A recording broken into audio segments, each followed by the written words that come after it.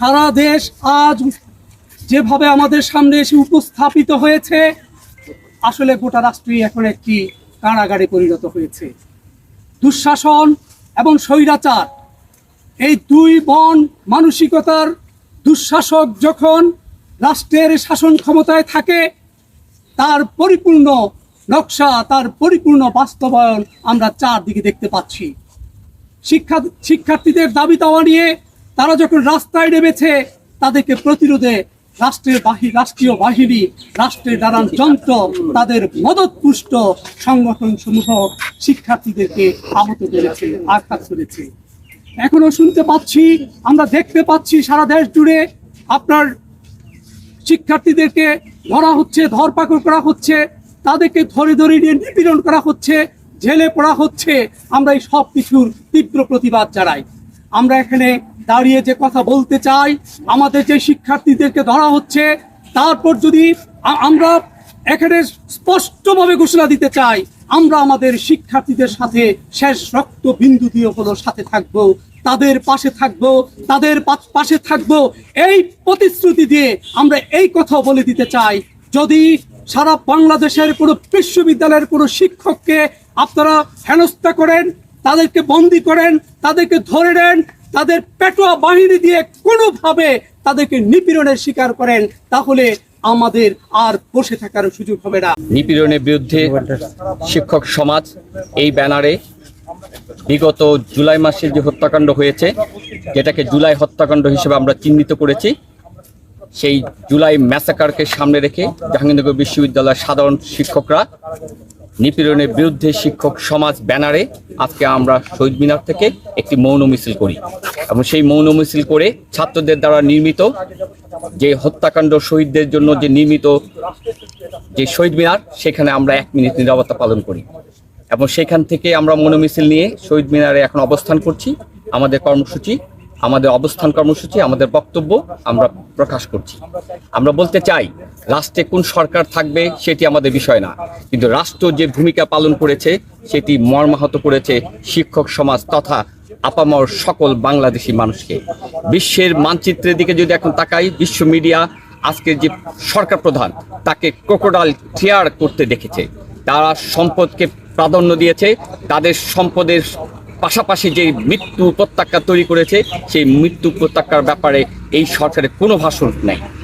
উপরন্তু আমরা প্রহসনে আজকে শোক দিবস দেখছি বা শোক পালন করা বলছে তারা, কিন্তু পরিতাপের বিষয় কতজন শহীদ হয়েছে তার দায় দায়িত্ব কিন্তু এই সরকার নিচ্ছে না, বলছে না, এবং এর জন্য দায়কে সেটাও কিন্তু চিহ্নিত করছে না। কিন্তু আমরা উপরন্তু দেখতে পাচ্ছি তদন্ত ছাড়াই তারা বিভিন্ন গোষ্ঠীকে, বিভিন্ন রাজনৈতিক দলকে তারা চিহ্নিত করছে। উপরন্তু আরেকটি বিষয় আমাদের কাছে পরিলক্ষিত হয়েছে, যেটাই ভাবাচ্ছে আমাদেরকে, ডিবি অফিসে বসে সমন্বয়কদেরকে জোর করে যেভাবে রাজনৈতিক কর্মসূচি প্রত্যাহারের যে সিদ্ধান্ত নিয়েছে, সেটি একেবারে রাষ্ট্র যে আর রাষ্ট্রের জায়গায় নাই তা প্রমাণ করে। আজকে আমরা দেখতে পাই যে এই সরকার ডিবি অফিসের মাধ্যমে পুলিশি রাষ্ট্র কায়েম করতে চাচ্ছে। সেজন্য আমরা ধিক্কার জানাই। আমরা শিক্ষক সমাজ, আমরা ছাত্রদের পাশে আছি। ছাত্রদের নিরাপত্তা এবং ছাত্রদের দাবির প্রতি আমরা সবসময় সহানুভূতিশীল। আমরা মনে করি আমাদের চোখ খুলে দিয়েছে যে মেরুদণ্ডহীনতায় শিক্ষক সমাজ এবং তথা জাতি ভুগছিল, ছাত্ররা, এই প্রজন্মের ছাত্ররা আমাদেরকে দেখিয়ে দিয়েছে কিভাবে রুখে দাঁড়াতে হয় অন্যায়, অবিচার, অসমতা এর বিরুদ্ধে। সঙ্গত কারণে আমরা শিক্ষক সমাজ আগামীতে যে কোনো কর্মসূচি, ছাত্রদের পাশাপাশি শিক্ষকদেরও কর্মসূচির মধ্য দিয়ে আমরা ততক্ষণ পর্যন্ত মাঠে থাকব যতক্ষণ পর্যন্ত রাষ্ট্র একটি সেন্সিবল জায়গায়, একটি সঠিক জায়গায় আসবে না। আমরা মনে করি রাষ্ট্র পরিচালনায় গণতান্ত্রিকভাবে দল পরিচালনা করবে, এটি সত্য, কিন্তু যেই দলের সরকারি থাকুক না কেন তাকে রাষ্ট্র বিনির্মাণে ইনস্টিটিউটগুলোকে শক্তিশালী করতে হবে।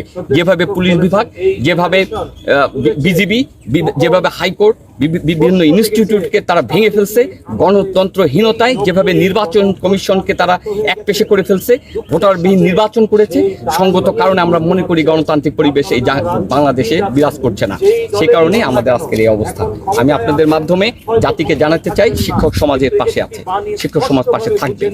আপনারা সকলেই অবগত আছেন যে গত প্রায় 15টি দিন ধরে আমাদের সাধারণ আন্দোলনরত শিক্ষার্থীদের উপর কি ধরনের দমনমূলক নীতি অবলম্বন করে নির্বিচারে গুলি চালানো হয়েছে, কিভাবে হাজার হাজার ছাত্রকে গ্রেফতার করা হয়েছে, সুনির্দিষ্ট কোনো অভিযোগ ছাড়া তাদেরকে রাতের অন্ধকারে উঠিয়ে নেওয়া হয়েছে। এই পর্যন্ত সরকারের কোনো উচ্চ পদস্থ ব্যক্তি, এমনকি সরকার যিনি প্রধানমন্ত্রী আছেন, তিনিও শহীদের প্রকৃত সংখ্যা সম্পর্কে কোনো স্পষ্ট কথা বলেন। উল্টো সাধারণ মানুষ যেন যথাযথ তথ্য না পায়, সে কারণে তিনি মিডিয়া এবং নেটওয়ার্ক সিস্টেমের উপরে একটা নিয়ন্ত্রণ কবজা করে রেখেছেন এবং জনগণকে ভুল বোঝানোর চেষ্টা করছেন। জনগণ এখন আর বোকা নয়, জনগণকে আর বোকা বানানো যায় না। এরই মধ্যে তারা গতকাল রাষ্ট্রীয় শোক পালনের ঘোষণা দিয়েছে আজ। আমরা তাদের এই ধরনের প্রহসনমূলক বক্তব্যের, প্রহসনমূলক আচরণের প্রতিবাদে শোক নয়, আমরা আজ লাল কাপড় বেঁধে প্রতিবাদ করতে নেমেছি। আমরা জানাতে চাইছি আপনাদের নাটক এখন আর জনগণ মেনে নেবে না। সাধারণ শিক্ষার্থীদের হয়রানি করা বন্ধ করুন, সাধারণ যারা শহীদ হয়েছেন তাদের পরিবারকে ক্ষতিপূরণ দিন, আপনারা ক্ষমা চান এবং দায় স্বীকার করুন।